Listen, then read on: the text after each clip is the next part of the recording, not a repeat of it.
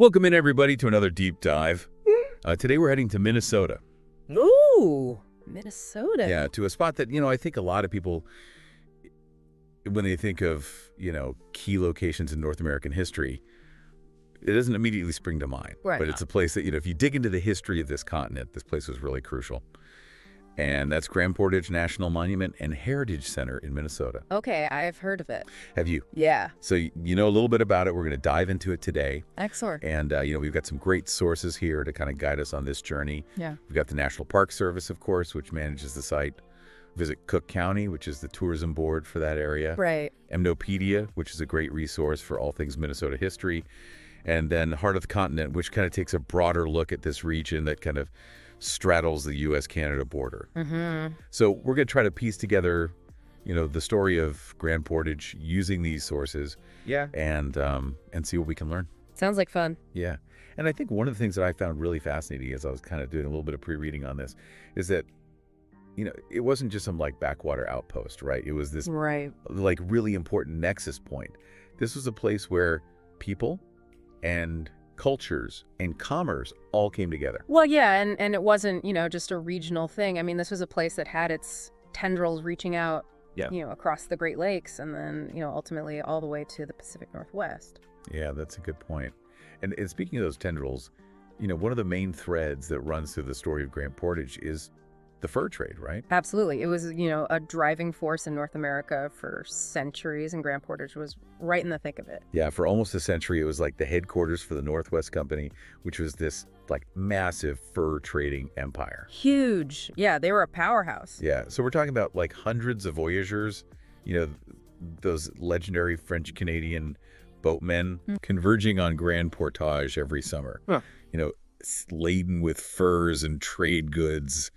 What a scene that must have been. It's funny because we always picture these sort of remote, desolate places, but, you have to imagine this was a bustling hub. I mean, canoes coming and going, people, shouting in French and Ojibwe. No mix. And the air thick with the smell of, wood smoke and furs and, all sorts of exotic goods. Yeah, it must have been quite the sensory experience. Absolutely. But, before we get too deep into the fur trade frenzy, we have to remember that there were people here long before the voyageurs and the fur traders arrived, right? Oh, of course.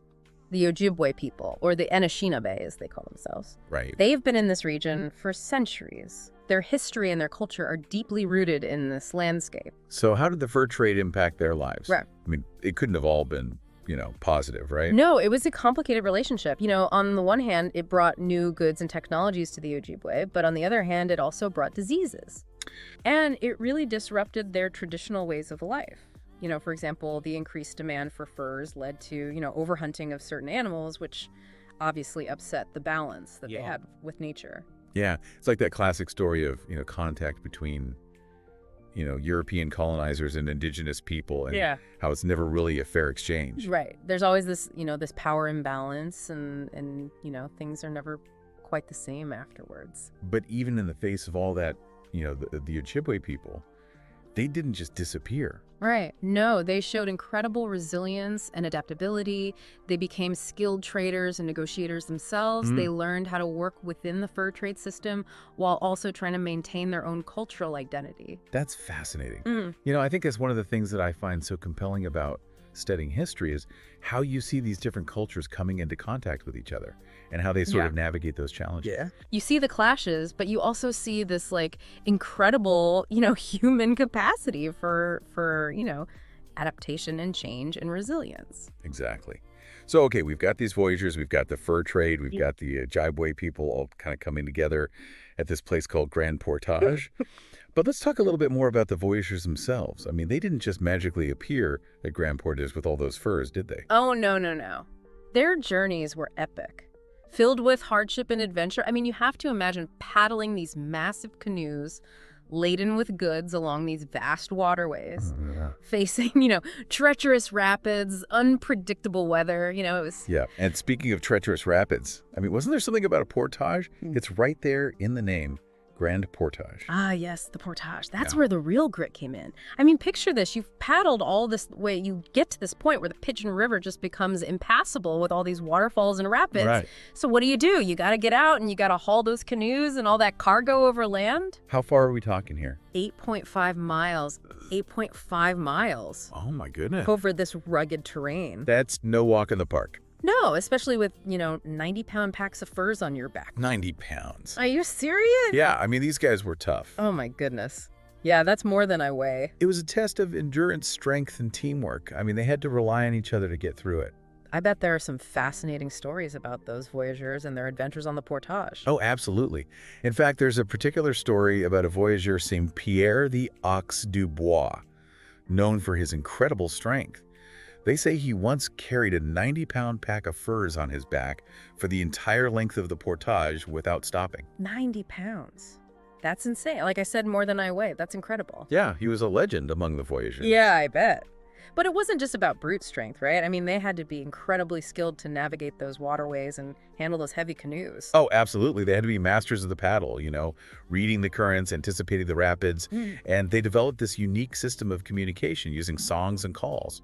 Oh, really? Yeah, to coordinate their movements and maintain morale. Oh. It's like imagine you're paddling in perfect sync with, dozens of other guys all singing together. Wow. It's like a floating symphony of muscle and grit.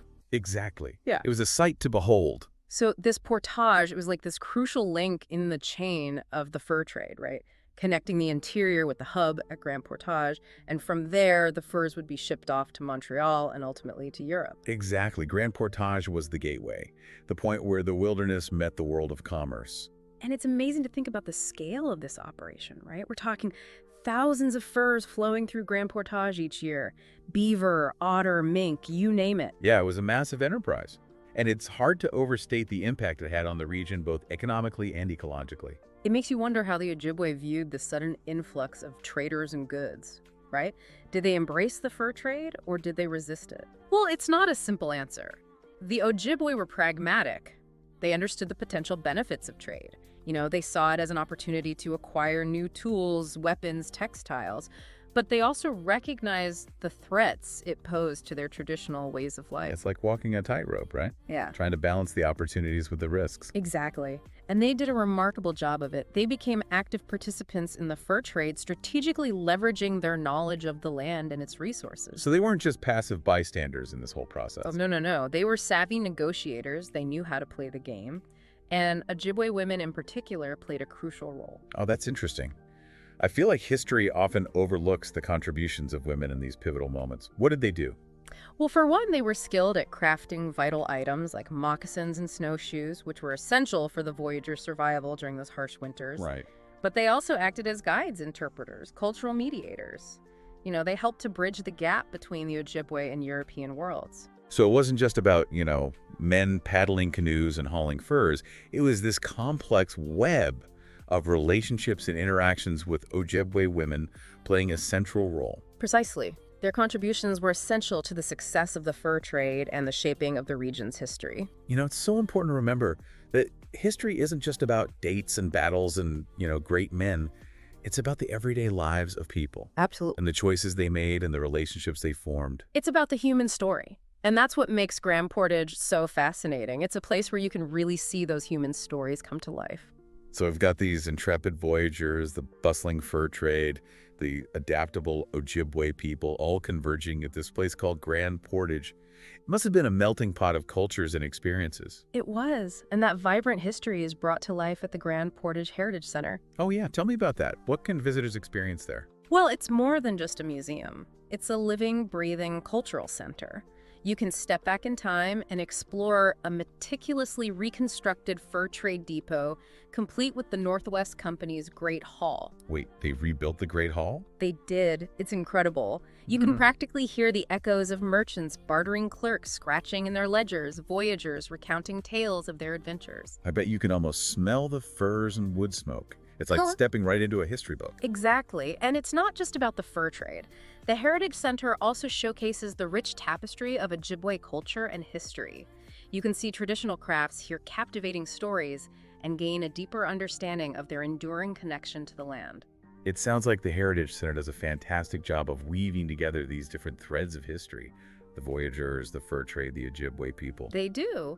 They present a balanced and nuanced perspective, recognizing the complexities and interconnections of this pivotal era. It's so important to see history from multiple angles, right? To understand the full picture. Absolutely, and Grand Portage offers a unique opportunity to do just that. You know, this whole deep dive is making me want to hop in a canoe and paddle up to Grand Portage myself. I don't blame you. It's a truly special place. But even if you can't make the trip, you can still experience the spirit of Grand Portage through our discussion today. Right. We've journeyed along the historic Portage Trail, witnessed the fur trade frenzy, and glimpsed the resilience and adaptability of the Ojibwe people. But there's one more layer to this story, one that connects the past to the present in a powerful way. Oh, do tell. Okay. Okay, wait on me. What's this connection to the present? Well, we've talked about the Ojibwe's resilience during the fur trade, how they adapted and navigated this, this massive change in their world. Right. But what's really remarkable is that their connection to this land isn't just, a relic of the past. You're saying they're still there? Absolutely. The Grand Portage Band of Ojibwe thrives to this day. Wow. Their presence isn't confined to history books or museum exhibits. They're a vibrant community actively shaping the cultural landscape of the region. So their story didn't just end with the decline of the fur trade? No, not at all. They've continued to adapt and evolve, maintaining their cultural traditions while navigating the complexities of the modern world. That's really powerful. Yeah. I mean, it makes you realize that history isn't just something that happened long ago, right? Right. It's a living, breathing thing that continues to shape our present. Precisely. And at Grand Portage, you can feel that connection between the past and the present in a tangible way. So what does that look like today? How are the Ojibwe people keeping their culture alive at Grand Portage? Well, for one, they're actively involved in the management of the National Monument and Heritage Center. Their voices and perspectives are woven into the interpretation of the site, ensuring that their story is told authentically. Yeah, I mean, it's one thing to learn about history from a textbook, right? But it's another thing entirely to hear it from the people who lived it and continue to carry its legacy. Exactly. And beyond that, they're keeping their traditions alive through language revitalization programs, traditional arts and crafts ceremonies that connect them to their ancestors and the land. Wow. Must be incredibly powerful to witness those traditions being passed down through generations, especially in a place that holds so much history. It is. And for visitors, it offers a glimpse into the enduring spirit of the Ojibwe people and the richness of their culture. You know, this deep dive has really opened my eyes to the depth and complexity of Grand Portage. It's so much more than just a historical site. Right. It's a living testament to the resilience, adaptability, and enduring spirit of the Ojibwe people. It's a place where the past and present converge, where history whispers from the ancient cedar and birch trees, and where the heartbeat of Ojibwe culture continues to pulse strong. We've journeyed with the voyagers, witnessed the fur trade frenzy, explored the rich tapestry of Ojibwe life. But more importantly, we've learned that the story of Grand Portage isn't confined to the past.